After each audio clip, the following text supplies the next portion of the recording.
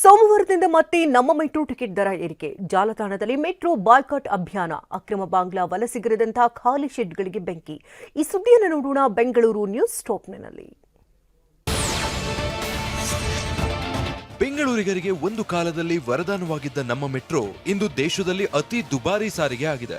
ಬಹುತೇಕ ಆಟೋ ಪ್ರಯಾಣಕ್ಕಿಂತಲೂ ದುಬಾರಿಯಾಗಿದೆ. ಕಳೆದ ವರ್ಷವಷ್ಟೇ 71% ಟಿಕೆಟ್ ದರ ಹೆಚ್ಚಿಸಿದ್ದ ಬಿಎಂಆರ್ಸಿಎಲ್ ಈಗ ಮತ್ತೆ 5% ಟಿಕೆಟ್ ದರ ಹೆಚ್ಚಿಸಿದ್ದು ಸೋಮವಾರದಿಂದಲೇ ಪರಿಷ್ಕೃತ ದರ ಜಾರಿಗೆ ಬರಲಿದೆ.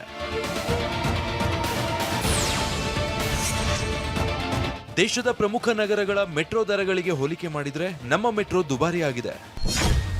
ದೆಹಲಿ ಮೆಟ್ರೋ 394 ಕಿಲೋಮೀಟರ್ ಜಾಲ ಹೊಂದಿದ್ದು ಅಲ್ಲಿ ಕನಿಷ್ಠ 11 ರೂಪಾಯಿ ಟಿಕೆಟ್ ದರ ಇದ್ದು ಗರಿಷ್ಠ 64 ರೂಪಾಯಿ ಇದೆ. ಇನ್ನು ಹೈದರಾಬಾದ್ 10 ರೂಪಾಯಿಂದ 69 ರೂಪಾಯಿ ಟಿಕೆಟ್ ರೇಟ್ ಇದ್ರೆ ಚೆನ್ನೈನಲ್ಲಿ 10 ರೂಪಾಯಿಂದ 50 ರೂಪಾಯಿ ಇದೆ. ಮುಂಬೈನಲ್ಲೂ 10 ರೂಪಾಯಿಂದ 80 ರೂಪಾಯಿ ಇದ್ರೆ ಕೋಲ್ಕತ್ತಾದಲ್ಲಿ 5 ರೂಪಾಯಿಂದ 24 ರೂಪಾಯಿ ಟಿಕೆಟ್ ದರ ಇದೆ. ಆದ್ರೆ ಬೆಂಗಳೂರಲ್ಲಿ ಮಾತ್ರ ಕನಿಷ್ಠ 11 ರೂಪಾಯಿ ಇದ್ರೆ ಗರಿಷ್ಠ 95 ರೂಪಾಯಿಗೆ ಏರಿದೆ. ಆ ಮೂಲಕ ದೇಶದ ದುಬಾರಿ ಮೆಟ್ರೋ ಆಗಿದೆ.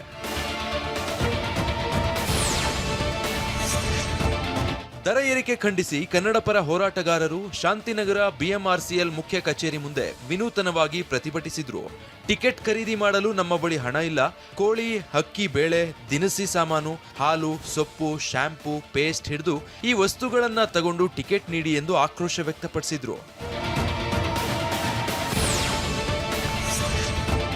ಮತ್ತೊಂದು ಕಡೆ ಸೋಷಿಯಲ್ ಮೀಡಿಯಾದಲ್ಲಿ ಮೆಟ್ರೋ ಬಾಯ್ಕಾಟ್ ಅಭಿಯಾನ ಶುರುವಾಗಿದೆ. ಮೆಟ್ರೋ ಬಹಿಷ್ಕರಿಸಿ ಬೈಕ್ನಲ್ಲಿ ಹೋಗ್ತೇವೆಂದು ಪೋಸ್ಟ್ ಹಾಕಿ ಆಕ್ರೋಶ ವ್ಯಕ್ತಪಡಿಸಿದ್ದಾರೆ. ಸಿಪಿಐಎಂ ಪಾರ್ಟಿ ಮತ್ತು ಮೆಟ್ರೋ ಫೋರಂನಿಂದ ದರ ಏರಿಕೆ ಮಾಡಬಾರದೆಂದು ಮೆಟ್ರೋ ರೈಲಲ್ಲಿ ಪ್ರಯಾಣಿಕರು ಸೇರಿದಂತೆ ವಕೀಲರಿಂದ ಸುಮಾರು 6,000 ಸಹಿ ಸಂಗ್ರಹ ಮಾಡಿ ಸಹಿ ಮಾಡಿದ ಪತ್ರಗಳನ್ನು ನಮ್ಮ ಮೆಟ್ರೋಗೆ ಸಲ್ಲಿಸಿದ್ರು. ಈ ಹೋರಾಟದ ನಡುವೆ ಟ್ವೀಟ್ ಮಾಡಿರೋ ಸಿಎಂ ಸಿದ್ದರಾಮಯ್ಯ ಮೆಟ್ರೋ ಟಿಕೆಟ್ ದರ ಏರಿಕೆ ಬಗ್ಗೆ ಕೇಂದ್ರದ ಜೊತೆ ಚರ್ಚಿಸುತ್ತೇನೆ ಎಂದಿದ್ದಾರೆ. ಅಲ್ಲದೆ ಕಾನೂನು ದರ ಪರಿಷ್ಕರಣೆಯ ಎಲ್ಲಾ ಪ್ರಕ್ರಿಯೆಗಳನ್ನ ನಿಗದಿಪಡಿಸುತ್ತದೆಯಾದರೂ ಜನಹಿತದ ವಿಚಾರದಲ್ಲಿ ನಮ್ಮ ಬದ್ಧತೆ ಕಾನೂನಿನ ಗಡಿಯನ್ನ ಮೀರಿದೆ. ನಾವು ನಿಮ್ಮೊಂದಿಗೆ ದೃಢವಾಗಿ ಇರ್ತೇವೆ ಅಂತ ಹೇಳುತ್ತಲೇ ಕೇಂದ್ರ ಸರ್ಕಾರದ ವಿರುದ್ಧ ಆಕ್ರೋಶ ಹೊರಹಾಕಿದ್ದಾರೆ. ಅಕ್ರಮ ಬಾಂಗ್ಲಾ ವಲಸಿಗರಿದ್ದ ಖಾಲಿ ಶೆಡ್ಗಳಿಗೆ ಬೆಂಕಿ ಬಿದ್ದ ಘಟನೆ ನಡೆದಿದೆ. ನಿನ್ನೆ ಮುಂಜಾನೆ 5 ಗಂಟೆ ಹೊತ್ತಿಗೆ ಬೊಮ್ಮನಹಳ್ಳಿ ಸಮೀಪದ ಕೂಡ್ಲು ಕೆರೆ ಬಳಿ ಅಗ್ನಿ ಅವಘಡ ನಡೆದಿದೆ. ಸುಮಾರು 50ಕ್ಕೂ ಹೆಚ್ಚು ಶೆಡ್ಗಳು ಬೆಂಕಿಗಾಹುತಿಯಾಗಿವೆ. ಇತ್ತೀಚೆಗಷ್ಟೇ ಶೆಡ್ಗಳಲ್ಲಿದ್ದ ಶಂಕಿತ ಬಾಂಗ್ಲಾ ವಲಸಿಗರನ್ನ ಪತ್ತೆ ಹಚ್ಚಲಾಗಿತ್ತು.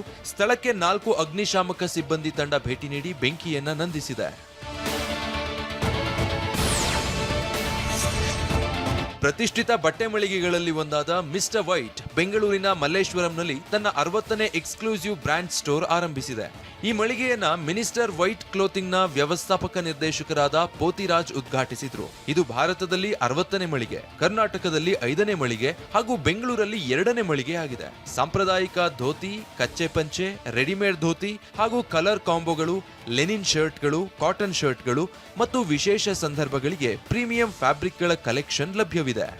மினிஸ்டர் ஒயிட்டுங்களில் மெயின் ட்ரெடிஷ்னல் ஐட்டம், வெட்டிங் உண்டான silk, dhotis, shirts main item. அது போக கலர் மேட்சிங் காம்போஸ், காஸ்ட்லியான தோத்தீஸு, ஹேண்ட்லூம் தோத்தீஸு, காட்டன் தோத்தீஸு மெயினான ஐட்டங்கள். இதில் எல்லாமே கம்ப்ளீட்டாக ட்ரெடிஷ்னல் வேர்.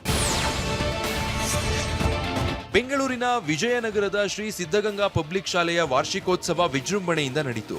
ಈ ವೇಳೆ ಪಠ್ಯ ಮತ್ತು ಪಠ್ಯೇತರ ಚಟುವಟಿಕೆಗಳಲ್ಲಿ ಸಾಧನೆ ಮೆರೆದ ವಿದ್ಯಾರ್ಥಿಗಳಿಗೆ ಬಹುಮಾನ ವಿತರಿಸಲಾಯಿತು. ಸಮಾರಂಭದಲ್ಲಿ ಗಾಯಕ ನಗರ ಶ್ರೀನಿವಾಸ ಉಡುಪ, ನಿವೃತ್ತ ಡಿಜಿ ಮತ್ತು ಐಜಿಪಿ ಎಲ್ ರೇವಣಸಿದ್ದಯ್ಯ, ಶಾಲಾ ಆಡಳಿತ ಮಂಡಳಿ ಸದಸ್ಯರು, ಪೋಷಕರು ಭಾಗಿಯಾಗಿದ್ದರು. ವಿದ್ಯಾರ್ಥಿಗಳ ಸಾಂಸ್ಕೃತಿಕ ಕಾರ್ಯಕ್ರಮ ಎಲ್ಲರ ಗಮನ ಸೆಳೆಯಿತು.